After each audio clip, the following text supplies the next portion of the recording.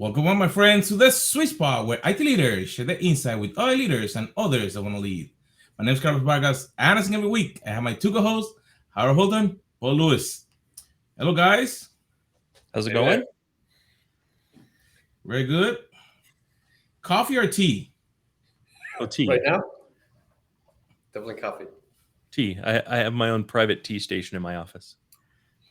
Private tea station. Yes. What are you in I know India? that you. Yeah, I was gonna say I know that you like bourbon, but tea also. Well, I'm gonna have bourbon in my office too, but yes, I have an electric kettle, 3 or 4 different types of tea, some low glycemic sugar because I'm diabetic, and fresh whole milk. I'm surprised you're going with the kettle. You'd think there'd be some sort of Bunsen burner action, and you're boiling water in a beaker. Well, I do try to find exactly the right temperature for the particular tea that I'm brewing, if that helps. Right. But can you control the temperature on the kettle? Yeah. Really? Wow. Yeah. That's advanced. It is, and I went out of my way to shop for a kettle that allows me to set the specific temperature and then has a high return of accuracy to that temperature. Because I want exactly. Does he have an app? No. I actually, I'm less interested in apps as I continue to, get older. Yeah. Like the most useful thing for me is whatever smart assistant I'm using, because I tell it what to do with all the smart things in my house rather than use an app to manage them. Right. So you've moved from digital to gadget. I like gadgets. Yeah. I'm not gonna lie, right? I mean, but what I don't like is the constant inane emails from people trying to sell me crap. Even if it's a gadget? I don't care. I would be much more open to it if it was a gadget. Right. Not a lot of IT gadgets on the plate. No, I kind of want if you're not in my contact list, I kind of want you to have to pay 10 cents to just send me an email. There needs to be a service. So no, I'm sorry. You have to supply credits to email this person. Right. And maybe it would cut down some of the garbage, because I probably get 400 emails from garbage a day. You know what I mean? That are just people trying to sell stuff, people trying to get me to read their crap. That I'm just not interested in. I never expressed interest in it. Look, just because I have a title that seems like somebody you should reach out to doesn't mean I have any interest in talking to you.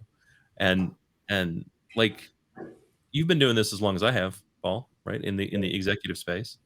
How often are you honestly shopping for something new within the enterprise space? Nothing that isn't already pre-planned, and certainly nothing that'll just pop up out of the ordinary in my email window. But even then, how often do you not already have a partner that can achieve that? Yeah, right. It's very rare that I'm looking for new.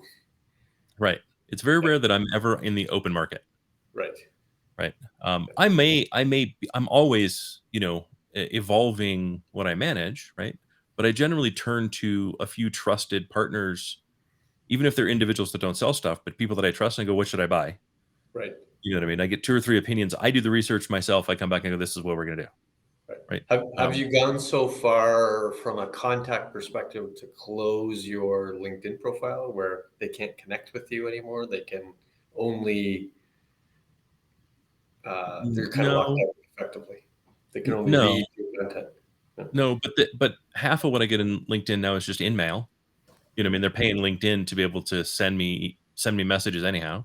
Right. I have a canned response that I wrote that just says, "Thank you for reaching out, but I'm not interested right now." Right. But it's the email that drives me crazy. I don't mind the LinkedIn. I can like what do I get? 6 of those a day or 10 of those a day? It's not a big deal. It's the 70 I get, before breakfast to my mailbox. And I don't get, like, there is nothing that comes through LinkedIn that is urgent, important, and must be handled. There's a ton of stuff that I get through email that is urgent, important, and must be handled. Right. So and I really so I don't like the noise, because I have to sort through the noise to know, is there something I need to deal with that comes in via email? And most of it is just noise, and that's where I get annoyed, right? What percentage is it, dear Howard versus dear blank, blank, blank, comma, versus dear Janice, comma? It is a minority where they get my name wrong, but it does happen with some frequency. And it's almost always generic. The one that I'm actually on a soapbox about right now is I'm reaching out about a partnership.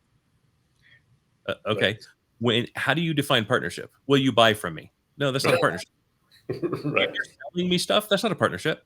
What do I get out of it besides whatever the tool is that you're selling that everybody else sells? Like, Right. that's not a partnership. That's me as a customer of you. A partnership means we work together for our combined greater good. So stop telling me that buying your shit makes this a partnership. Right. Like if you're a product company, it seems it's much more obvious that I'm going to be a consumer in this equation. Yeah, I just ban you. I just ban you. Sorry. No, and when I say ban, I don't mean I block you. I mean I ban your company. I see.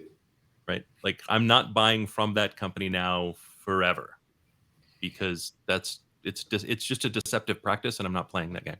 In fairness, it's quite possible that us as buyers have enabled it by saying, we qualify our vendors in these categories, the topmost being partners, because we expect a joint investment in our success. And now we've used the word partner to also mean vendor. And it's fine. If they take that as the meaning, then they're idiots who don't understand English, in which case I'm not sure how they're going to make me better anyhow. Same result applies. Right? Like, come on.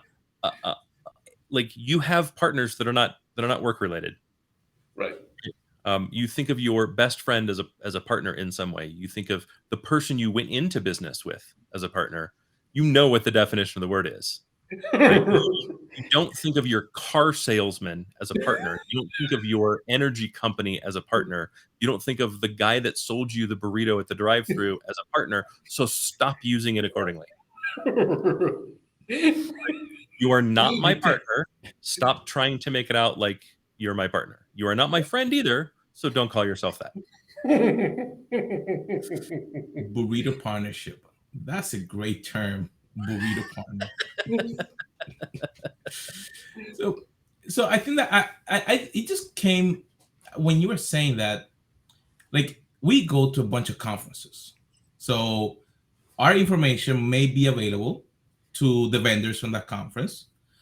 So we may get a bunch of email, like you mentioned.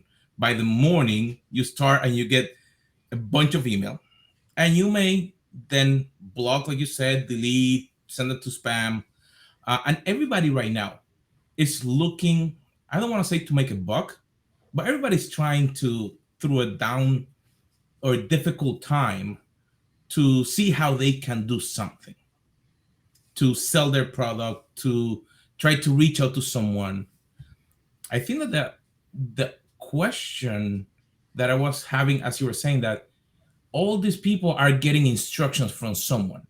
Go and reach out, go and do, go and sell. On the back end, there may be people that are doing a good job, some people that may be doing an okay job. How, as leaders, do we actually, in difficult times, we maintain culture or maintain that team or do something with them so they don't get blocked, so they actually become helpful to the people that they should serve?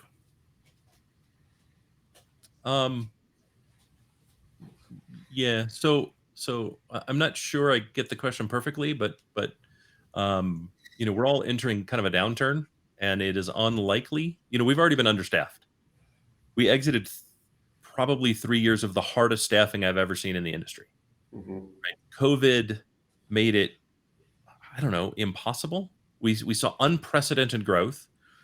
We saw unprecedented demand. We saw companies take a 3-year plan and compress it to 3 months to try to get everybody enabled to work remotely, to expand security, to defend our electronic investment, to shove our customer centricity or digital transformation forward, new ways of working, new ways of reaching customers. Like I saw social programs using social networks, right? They kind of meet your customer where they are. Leapfrog from we don't know what this is and don't really care about it to there is no greater priority in the organization. And then immediately opened a dozen recs. 100 recs, right? At my prior organization, we had more than 1,500 recs open. We couldn't fill them, right?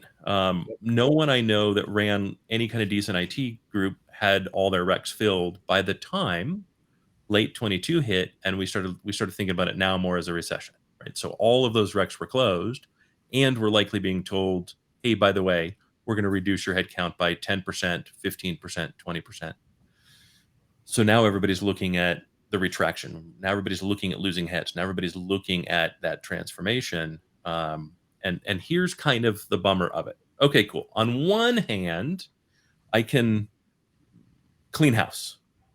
I don't really like the term, but I can clean house. And I can go, okay, cool. I'm just going to wipe out the bottom 20% of my workforce. And generally, there's 4 or 5 people that the whole team, that a team of 80 just goes, oh, thank God, let's get rid of them. Chances are I have the same number that aren't on my list, and yet no one's spoken up, and yet it's in the back of their mind on their list, right? So those people are going to stay. But now I'm left with some people that do contribute, and that workload doesn't go away. No one says, by the way, we're also cutting 20% of the workload.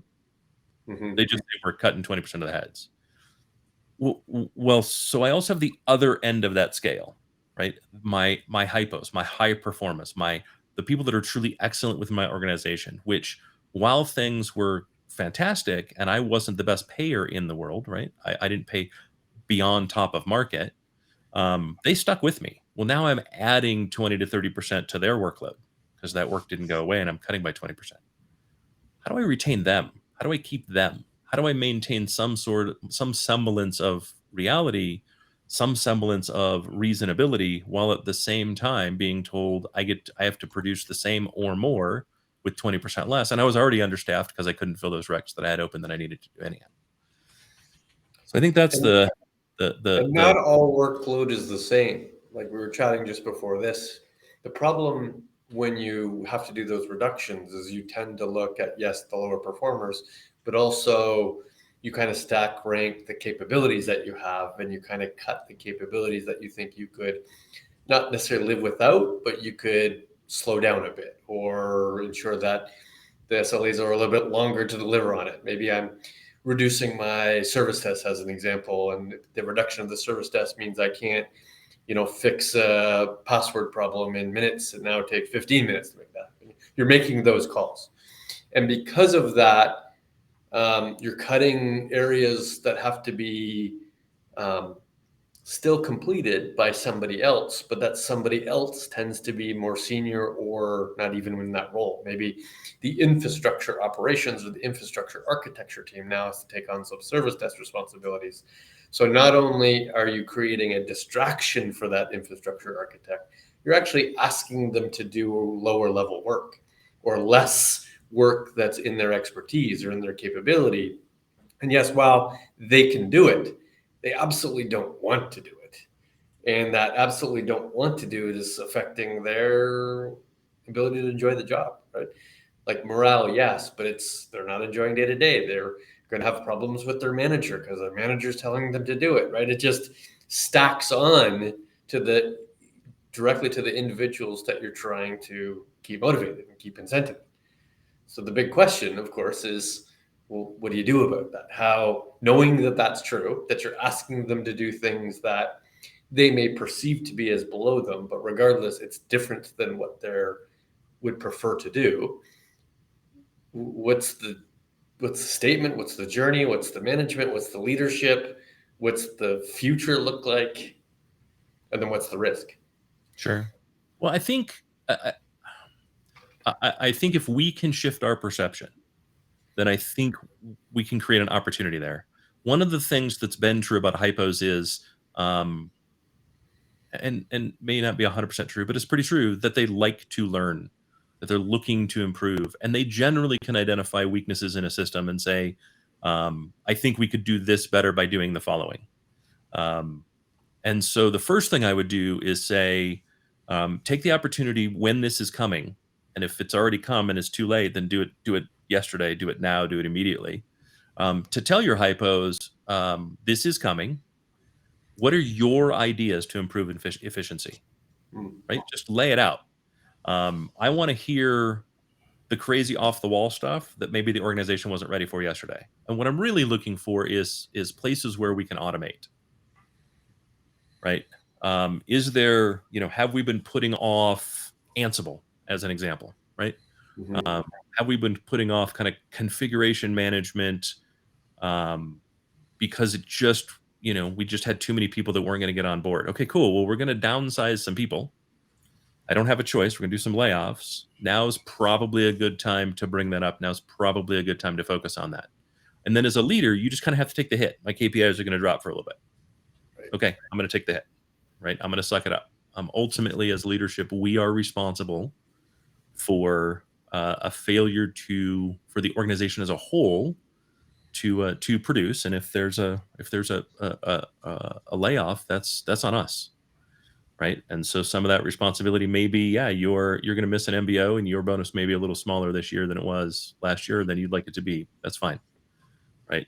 You just kind of have to go. That's the cost of being an executive. I kind of like the answer, and you almost use the phrase to automate those tasks out of your hands. I've now asked you to do something that's not necessarily within your role. You probably didn't want to do it, but because I had to reduce, somebody now has to do it. But now I'm giving you permission to use whatever means necessary to get it off your plate, right? So maybe you're going to use ChatGPT and enforce that usage for your service desk requests, or you're going to make the procedures available in the response, and it'll be an automated response when they ask for a password change.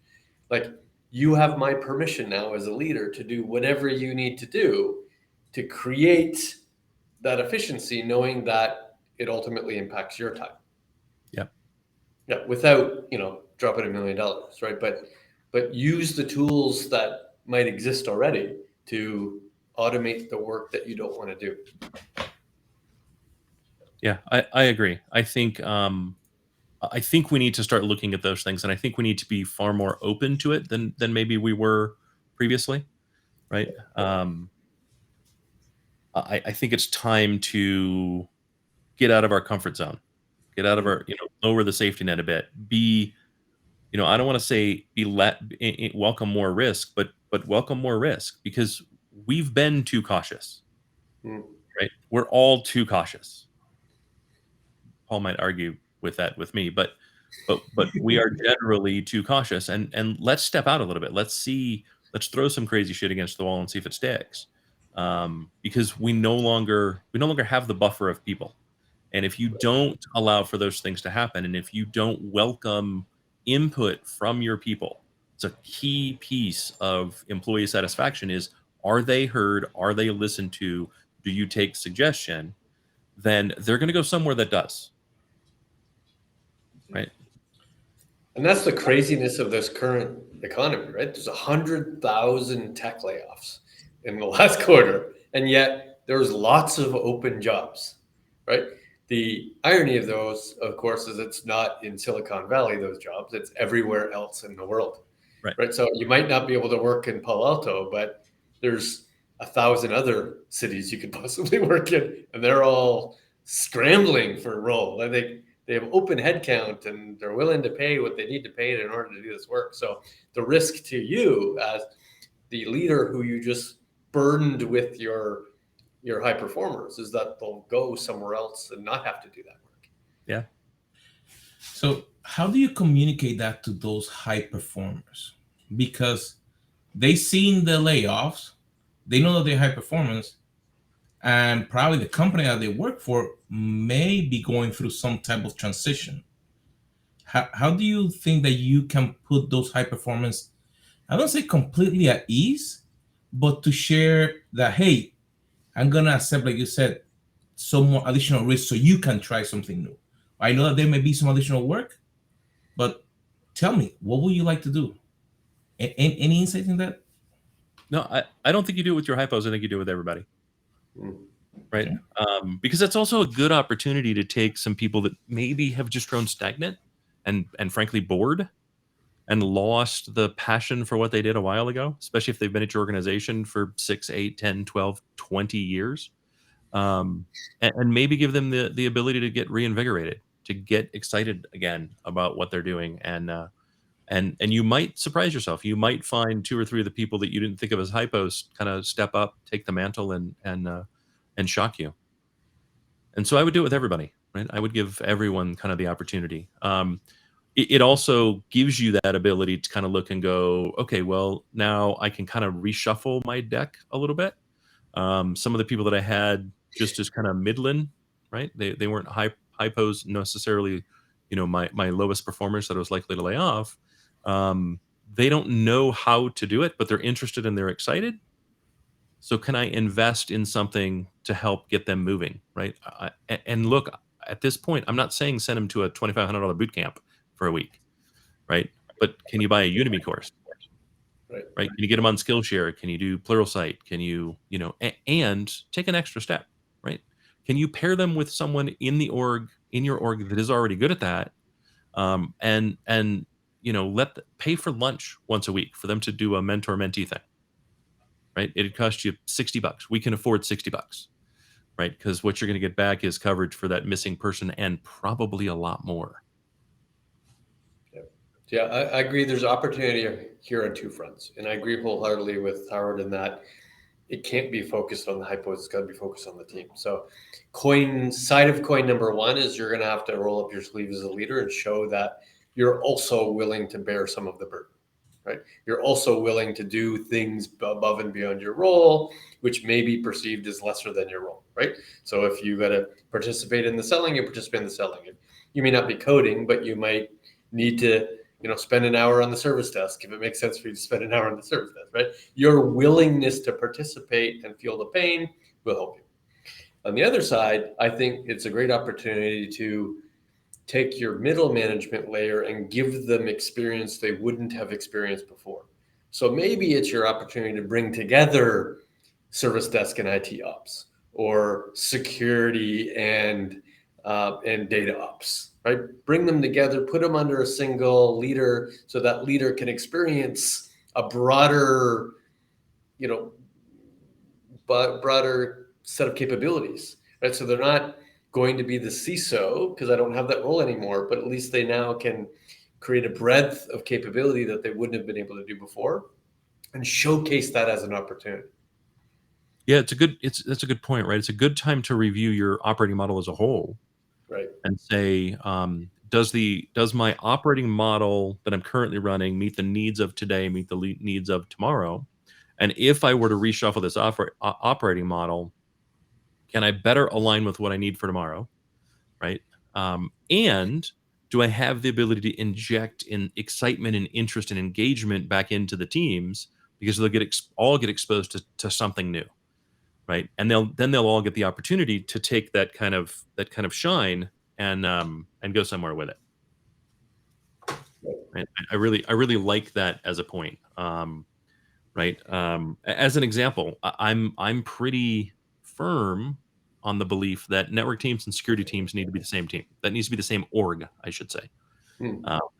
I don't want my network team part of my infra team anymore, because, well, security is now about blast radius, and the network is the super highway of blast radius, right? Versus the enabler of data to move. Yeah, we know that. We understand that. But I'm not getting a tremendous amount of new value there. And I think if I put my security team and my network team together and have them work towards the goal of reducing blast radius while still enabling application communication to occur, I think I'll get a far better acceleration of value that way than I would by keeping them separate. Right. So can I do that? Can I start incorporating my DevOps team and my infra team to create SRE, right? To really start moving more towards composable infrastructure, to accelerate some of my modernization efforts that I've not really been able to do in my traditional core, simply because I've moved that kind of knowledge elsewhere. Right? What does that operating model look like, and how much value can I get from it? And you may find too that some of your cuts can be in leadership, can be in management, that simply by reshuffling you find maybe I don't need those.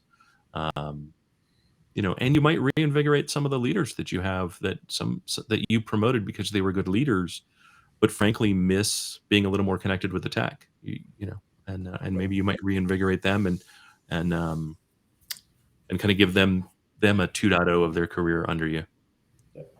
It's also an opportunity to showcase a behavior that isn't about tech enabling every business request. Sometimes there's a behavior within the CIO or the technology team in general to say, that's an interesting idea, Mr. Line of Business Leader. Why don't I go back and experiment and figure out how it's possible, then give you that ability. This is the time to put in place to say, that's a crazy idea, Mr. LOB Leader. How about you give me another idea? Yeah. Like creating a little bit more backbone, right? Yes, I understand you want to self-service your own data and produce your own analytics, but you have no idea what data we have, nor what it means, nor do you have an appreciation of what customer equals, right? In terms of the fields it requires. So it doesn't make sense to create a self-service ability for you to see all the raw data of the company. What else do you think would be valuable, right? We need to shift that, hey, I'm willing to try anything for you, to let's really have a discussion of what actually makes sense for our business.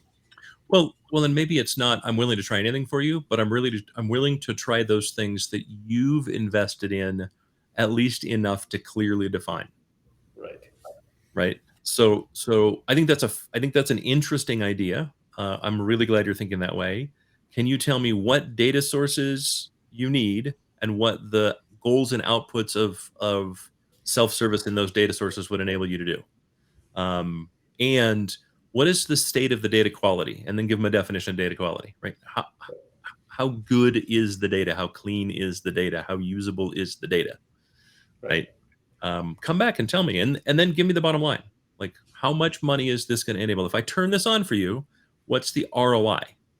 Build me a small business case, right? Because that same business owner, if they said they needed to hire 2 heads, they'd have to build a business case for it. If they said they needed, a new manufacturing line, they'd have to build a business case for it. But somehow they get away with it when it's technology, not building the same business case. It can just be a neat idea. They make the request, and IT now has to do the homework and do the experimentation. Essentially, your response is, here's some homework for you to do. If you could do this research and get a little bit more prescriptive in your actual outcome and produce a slide document that actually is more detailed, then we'll have a conversation. Versus what you read on the airplane and now I have to do something about it. Yeah. I don't do the airplane experiment stuff anymore. And I have to be honest, this is how I operate, right? I now own product, and this is how I operate. And the difference is night and day. Right. And the rest of my product team, the rest of my operations team goes, oh my God, thank you so much. Right. Because they had to respond to whatever the request was. Right. At least that's how they felt. And now having somebody just go, okay, I think that's a good idea. I don't want to take anything away from your idea, but I'd like you to do some research. I'd like you to do some homework. I'd like you to come back to me with an executable plan before, I spend a bunch of time chasing down a rabbit hole. I'm not gonna disprove your idea for you. Right. I'm not gonna cost out your idea for you. I think that's probably some homework you need to take. Right. And then the things that do make it through that, the quality is so much better. The ability to achieve the target is so much better. Right. Frankly, we should have been doing that years ago. We should have been doing that when money was cheap, not just when money became expensive. You know what I mean? Like, this isn't something we should have just discovered. So there's some nuggets there, Carlos. Yeah, that's a lot. Looking at it really in the middle of a downturn, taking the time to really reinvigorate your team. There's some people, like we mentioned, that may gonna move on to a different role, different company, but the ones that stay have to really, like you mentioned, accomplish the correct thing, partner them with the mentor, then take that and give them an opportunity to shine. And you mentioned something that probably it was not identified. You mentioned you may get a hit on your KPIs or your MBOs, and as a leader, it's okay because you're actually reshuffling for actually getting the company into the correct place, getting the team and getting those people that probably were not considered high performing a new opportunity, and now they can shine because they were given an opportunity. I think those are some of the nuggets that I actually grabbed there. That was a good conversation. So for the whole audience, like we say every week, don't just listen for yourself. Take the time to take your notes, share the podcast with your team, with your audience, and we're looking forward to see you on our next episode.